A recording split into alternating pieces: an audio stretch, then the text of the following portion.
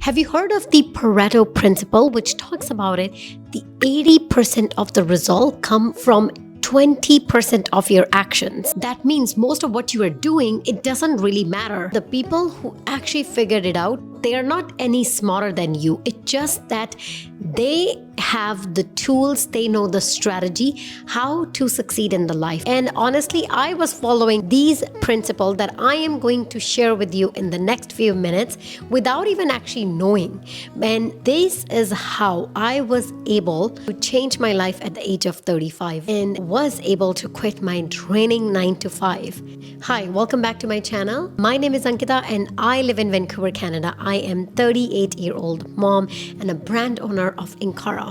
I always thought that I am a lazy person. I'm an unmotivated person. There is no way that I can change until I start implementing these strategies. One of the biggest thing is to follow 80-20 rule, which is basically you need to focus on the most important task that is actually going to move the needle rather than sometimes have you noticed that you are just constantly folding laundry, doing the dishes, just scrolling, doing the things that doesn't even make any difference in your day. Rather, you're just delaying your work. And then when it comes to the most important task, you actually do it at the end of the day when you don't have energy, you're drained, and then you just kept delaying. And that was my story. When I noticed that I am not focusing on the right thing, I changed everything. And that is when I focus on my most important task. Those are the tasks that I try to finish early in the morning. I am not checking my email. I'm not responding. I am actually in my creation mode. I am actually focusing my energy on the most important things. Next is delegate things that you don't think you are good at or they're wasting your time. For example, like house cleaning. I'm not really good at. I don't enjoy it. I delegate that task. Or the things that, for example, editing that I'm not really great at. I did it long time ago. I'm not going to do it. So I am going to delegate that thing and be more productive for making that video. And this is exactly what we don't do often. We always think that we need to do everything by ourselves, especially if you are perfectionist, ambitious women. You always think that every single thing you have to do it. And I tell every single person, every single woman in my coaching that the more we delegate, the more productive we are. Because if we don't enjoy the task, then what's the point of doing it? For example, if you don't enjoy the bookkeeping, if you run a business, don't enjoy the bookkeeping, why are you draining yourself and doing it?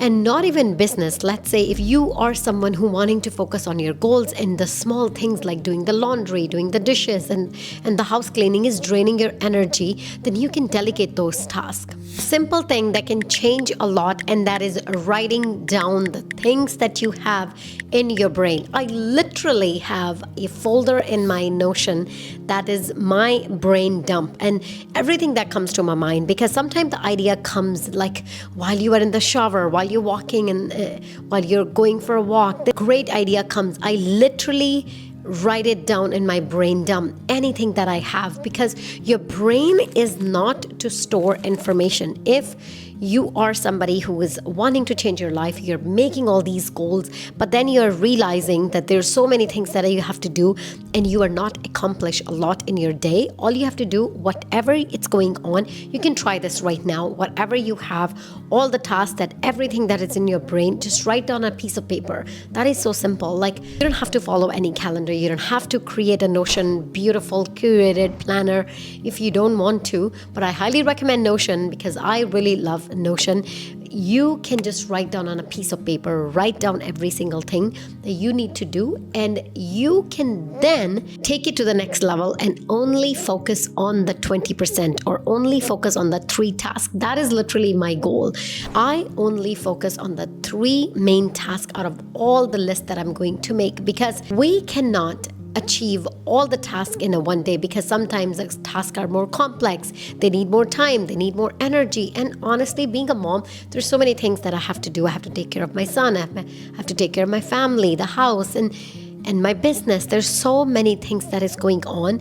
This is why I just like to focus on 3 tasks only. One of the another thing that I have been doing a lot, and that is 4 Hour of Deep Work. If you have never heard of that, I want you to check it out. The Deep Work, it is actually a great book by Carl Newport. He talks about the deep work, and I literally focus on my 4-hour deep work. Those 4 hours are really sacred to me, and I focus most and I dedicate those 4 hours just doing the things that I need to focus on, because there's no point of being productive or being busy all day long, because you cannot be productive. Energy drains throughout the day. The morning is the time when you're more creative. That is the time that you need to focus on. Rather doing the house stuff, you need to focus on the things that is actually going to make your day more productive.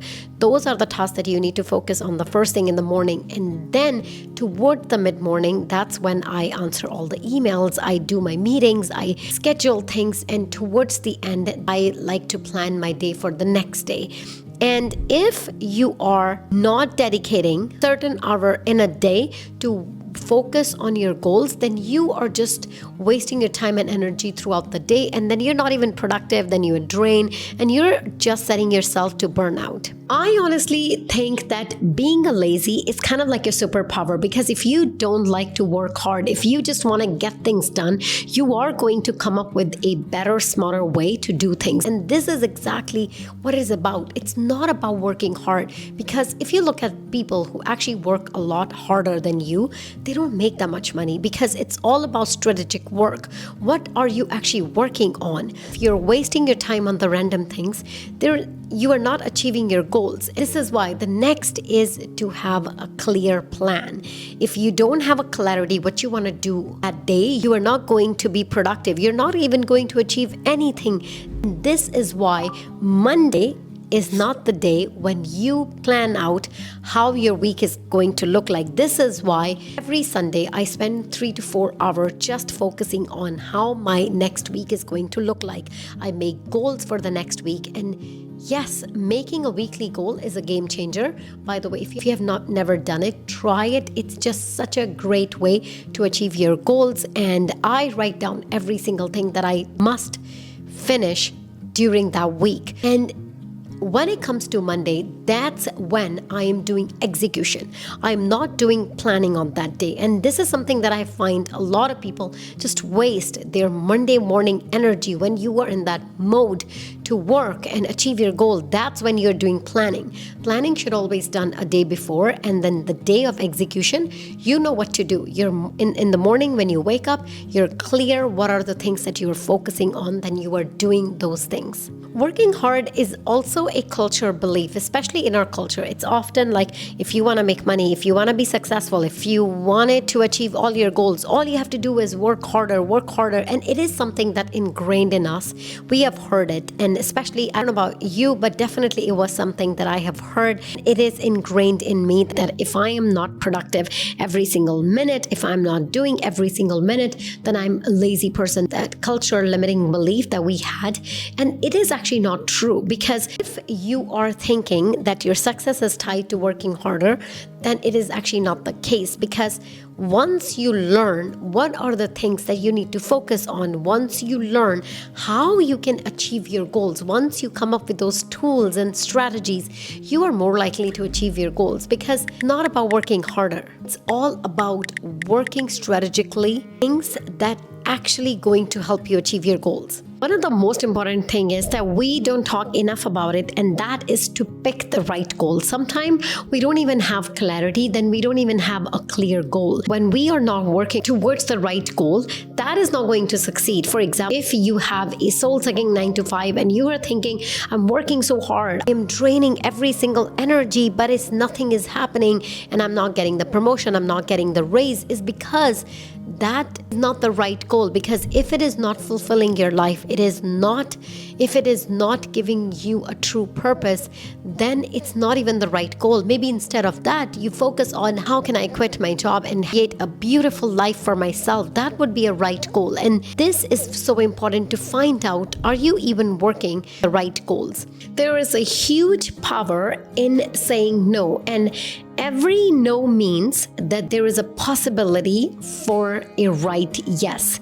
Every time when you say no to the invitations, when you say no to the negative energy, when you say no to the wrong goals, you are saying yes to the right opportunity. You are saying yes to the right people. And that is going to help you succeed in your life. Knowing when to say yes and knowing when to say no, it is most powerful thing that you can learn. Often we're not comfortable saying no. Often we struggle with that. We think that if we say no to our friends for going for this concert, how would she feel? But rather, you know that you have a lot of things to do for your goals. You know that you wanted to focus on yourself. You don't even care about going to that concert. But by saying yes, now you said no to your goal. So in order to succeed, you need to learn to say no and to say yes to the right opportunity. You made it this far, then you are definitely going to enjoy this video where I went deeper. What are the things that is going to help you